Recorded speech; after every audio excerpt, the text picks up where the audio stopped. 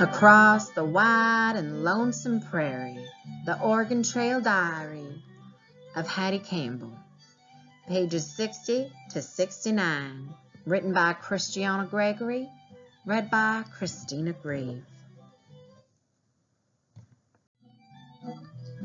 Later, Wade walked today for about 15 minutes. He steps slow and gets tired easy. When we ask if he remembers what happened, he squints up and looks up at the sky. Nope, he says after a while. He knows we're on our way to Oregon, and he does remember being on a riverboat some time ago. He knows his family, and today he said my name. He said, "Hattie, your cheeks are sunburned." Then he smiled at me. At noon, we sat by a stream where it was shady. Aunt June and Mrs. Anderson have become close friends, and the four girls are like having my very own sisters again. Ma helps care for baby Eliza May. We were cooling our feet in the water when we heard loud voices arguing. Two men were yelling words I can't repeat. I ran through the grass and saw Mr. Kanker with a pistol pointed at Tall Joe, and there was Mrs. Kanker, her hands on her hips, also yelling. Tall Joe yanked off his beaver hat and threw it to the dirt. 15 miles a day is what we'll do, like it or not, he said, his face 2 inches away from Mr. Kanker's. Spit came out. He was so mad. "And the next time you point your gun at me, mister, I'll slice your ears off, and don't you forget." Mrs. Kanker piped in. "How dare you speak to my husband that way? We're just poor old people looking to start a new life, and you're nothing but a liar who stinks to high heaven. I don't know why we ever let you be the leader." Tall Joe's eyes narrowed. "And you," he said, pointing his finger at her, "you bother me worse than a corpse on a hot day." He grabbed Mr. Kanker's pistol and aimed it at their wagon seat, where a pie was cooling. The first shot made the pan spin. The second splattered it. Mrs. Kanker's hands flew up in shock, and what she screamed at Tall Joe, "Well, I ain't repeating that either." Pa later told us that the Kankers have been pestering Tall Joe to slow down because they are plumb wore out. The mister has something wrong with his backside, so it hurts him to sit so many hours driving their team. And she don't like the bugle at 4 o'clock every morning, and there's too many crying children, and so on and so on and so on. Complaint after one after another after another. I was so upset to see old people yelled at. They must be 50 years of age. Even though I don't trust Mrs. Kanker, she sometimes still reminds me of my grandmother. The way she looks, I mean. Last week in May, thereabouts. In the far distance, we can see something poking up from the horizon like a thumb pointing at the clouds. Tall Joe says it's Chimney Rock. It's the closest thing to a mountain that I've ever seen. The woman who had a baby back in Ash Hollow died of fever this morning. She was buried on a bluff overlooking the valley. Her newborn daughter is being cared for by another mother, and friends are helping the father with his 3 little boys.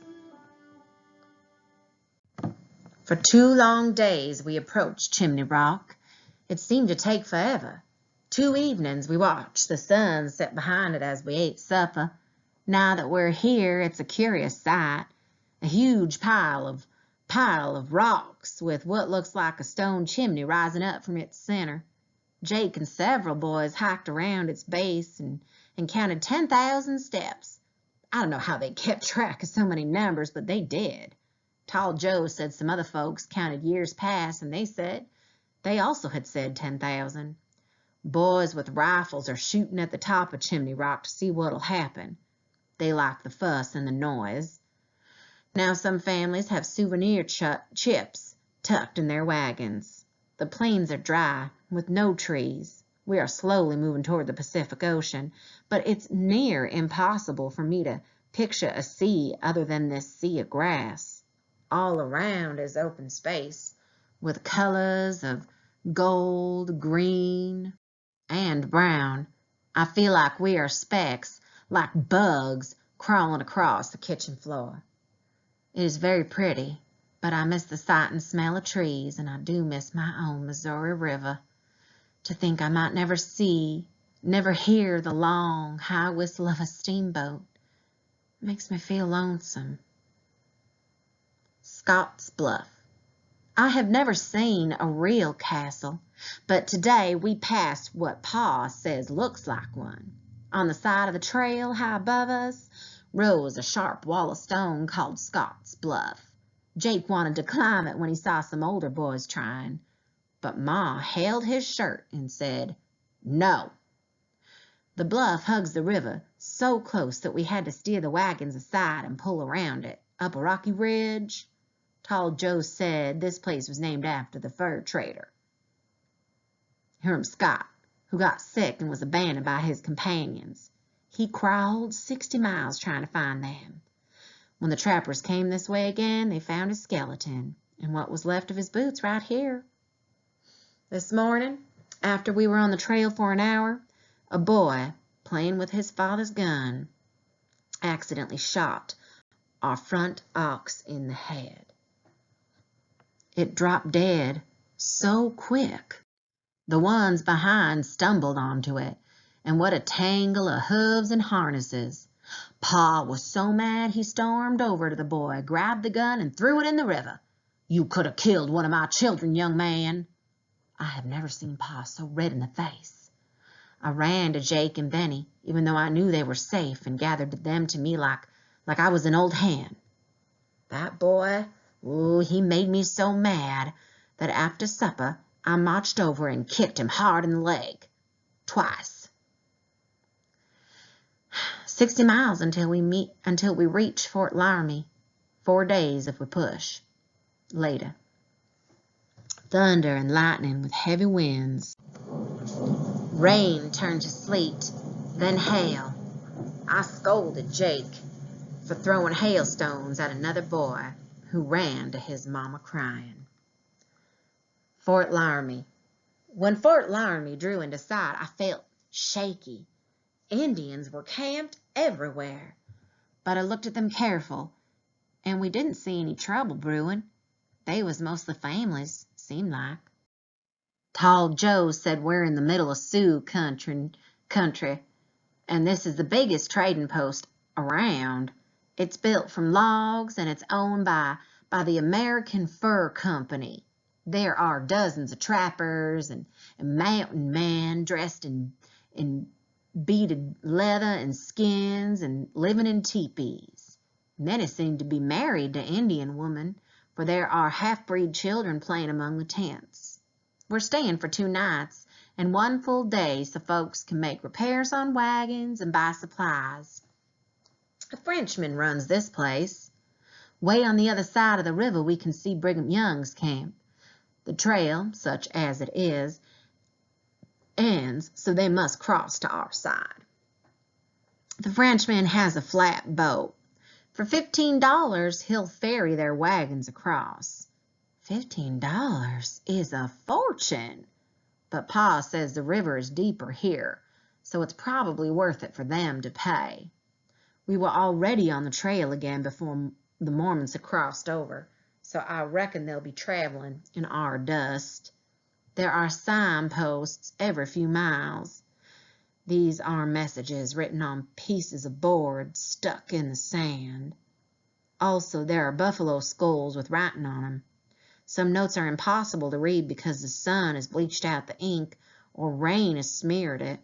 There are warnings of bad water, rattlesnakes, and danger, like this one.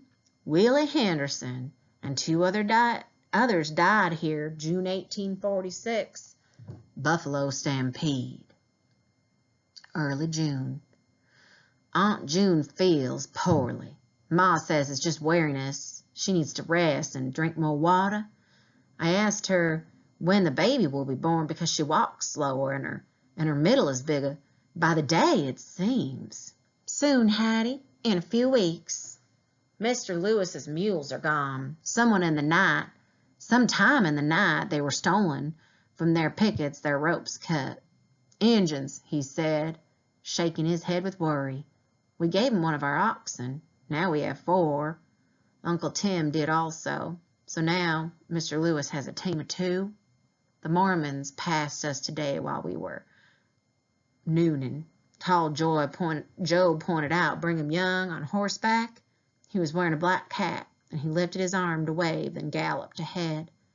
Pepper and I stood on our wagon seat and shaded our eyes, hoping to see the Mormon children. But we saw only dust. Someone said that just one wife is with him, all the others are back in Illinois. Register Cliff.